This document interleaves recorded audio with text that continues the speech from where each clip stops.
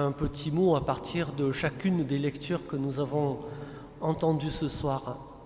Dans la première lecture, je retiens deux éléments.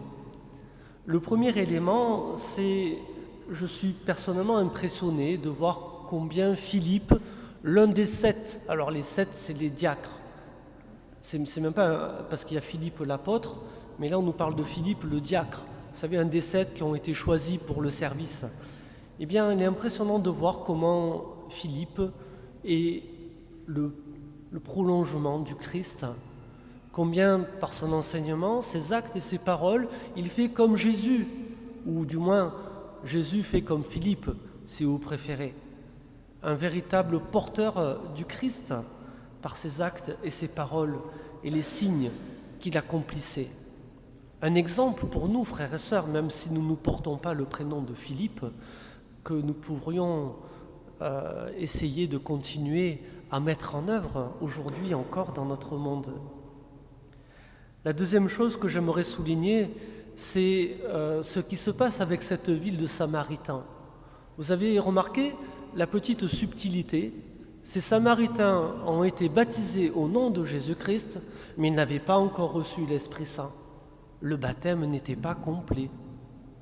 Nous avons reçu la totalité du rite, normalement, quand nous avons été baptisés. On n'a pas fait que plouf-plouf avec l'eau, on a aussi utilisé le Saint-Crème. Et le Saint-Crème, vous savez, c'est celui qui nous est donné pour que l'Esprit Saint vienne demeurer en chacun de nous. Et vous voyez que pour compléter le rite, les apôtres, Pierre et Jean, n'avaient pas de Saint-Crème sous la main. Alors qu'est-ce qu'ils ont fait? Ils ont fait ce vieux geste, vieux comme le monde, de l'imposition des mains pour appeler l'Esprit Saint sur ceux qui étaient là et qui ne l'avaient pas encore reçu. Et comme Dieu est bon, l'Esprit Saint a répondu à la prière de Pierre et de Jean. Et les Samaritains ont reçu l'Esprit Saint. Et là, le rite a été complet. Frères et sœurs, il est important de souligner cela, puisque justement, on commence à nous préparer à accueillir cet Esprit Saint, celui qui réactualise la présence de Dieu au milieu de nous, alors que le Christ est remonté auprès de son Père. Cet Esprit Saint, c'est vraiment lui, l'acteur de la vie pastorale de l'Église, de la vie tout court, la vie avec un grand V, celui qui a vivifié le Christ, nous dira Pierre dans la deuxième lecture. Eh bien, cet Esprit Saint, il est important de le prier et de le recevoir à nouveau. J'y reviendrai en parlant de l'Évangile. Le deuxième point que j'aimerais souligner, c'est dans la deuxième lecture par rapport à ce que nous dit Pierre. Il nous dit quelque chose d'important. Vous savez, on a actuellement les apôtres de ce qu'on appelle la nouvelle évangélisation, où il faut absolument sortir sur les places, perturber le festival Oma Parole et leur annoncer Jésus-Christ, avec tous les risques de prosélytisme que cela pourrait sous-entendre. Ici, vous avez entendu la délicatesse de Pierre qui nous invite à rendre compte de l'espérance qui est la nôtre. Quand est-ce que nous sommes appelés à rendre compte? C'est lorsqu'on nous le demande, lorsqu'on nous pose la question. À ce moment-là, il est important de pouvoir dire qu'est-ce que c'est notre foi, en quoi nous sommes chrétiens, rendre compte de l'espérance qui est la nôtre.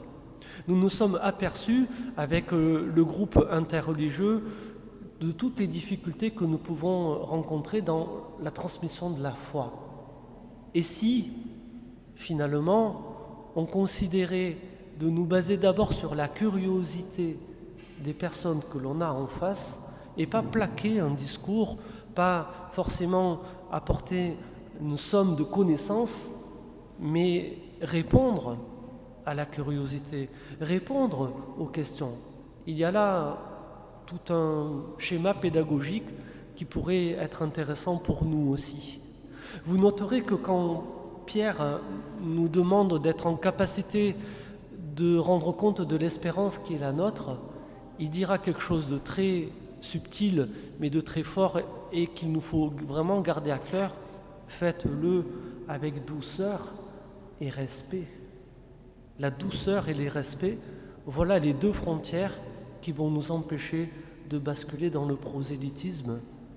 Le respect de la liberté de la personne qui est en face, On nous pose une question, on répond et on laisse faire le chemin. C'est pas nous qu'allons convertir les autres. Le seul artisan de la conversion, c'est lui, c'est Dieu, c'est le Seigneur. Et il nous faut accepter cela. Dernier point que j'aimerais développer, c'est à partir de ce que nous avons entendu dans l'Évangile. Nous le savons, Jésus va remonter auprès de son Père, c'est ce que nous allons célébrer jeudi prochain avec la fête de l'Ascension. C'est très bien, c'est là qu'est sa place, c'est de là d'où il vient et de là vers là où il retourne. Mais il nous dit, voilà, ne vous inquiétez pas, je ne vais pas vous laisser orphelins. Le Seigneur va vous envoyer un autre défenseur et là on nous parle de ce fameux Esprit Saint. Quelqu'un de très important, l'Esprit Saint, et je suis toujours chagriné de voir combien dans notre Église catholique on a du mal avec l'Esprit Saint. On ne le connaît pas très bien. Si on regarde bien, on n'a pas fait de grands traités théologiques sur le Saint-Esprit. Mis à part Yves Congar qui a écrit une somme comme ça qui s'appelle « Je crois en l'Esprit Saint ». Si vous avez l'occasion de le lire, allez-y, c'est remarquable. Je crois en l'Esprit Saint. L'Esprit Saint est vraiment l'acteur, maintenant que le Christ est retourné auprès de son Père, l'acteur de notre vie spirituelle. C'est lui qui actualise la présence de Dieu dans nos cœurs et dans nos vies. C'est lui qui va venir là dans quelques instants consacrer les offrandes que nous allons poser sur l'autel, où du simple vin va devenir le sang du Christ et du simple pain va devenir le corps du Christ. C'est l'Esprit Saint qui opère ça, grâce à Dieu. Parce que l'Esprit Saint, comme il est toujours aussi bon et quand on l'appelle, il vient. Est-ce que nous le prions, l'Esprit Saint? Est-ce que nous nous adressons à lui? Je sais qu'on aime bien prier la Vierge Marie, mais serait plus juste, si vous permettez, frères et sœurs, de prier la troisième personne de la Trinité, qui est l'Esprit Saint, plus, je ne dis pas qu'il ne faut pas prier la Vierge Marie, mais il serait bon de prier plus la troisième personne de la Trinité, l'Esprit Saint, que la Vierge Marie. Après, vous faites comme bon vous semble, hein. C'est pas moi qui vais décider. Il y a un livre qui m'avait profondément marqué quand j'étais un peu plus jeune. C'est l'histoire d'un saint russe qui s'appelle Saint Séraphin de Sarov. Et vous savez, l'Esprit Saint il est très présent dans la liturgie orthodoxe. On commence tout office par un chant qui s'appelle « Ô roi céleste, consolateur ». Je ne sais pas si vous le connaissez, je pourrais vous le chanter à l'occasion.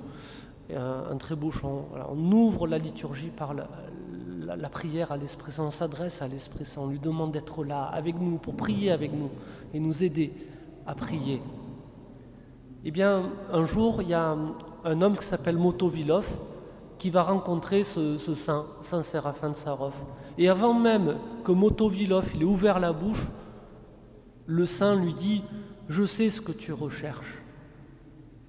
Et Motovilov, il dit « Ah bon, et qu'est-ce que je recherche ?» Tu veux savoir qu'est-ce que c'est le but de la vie chrétienne?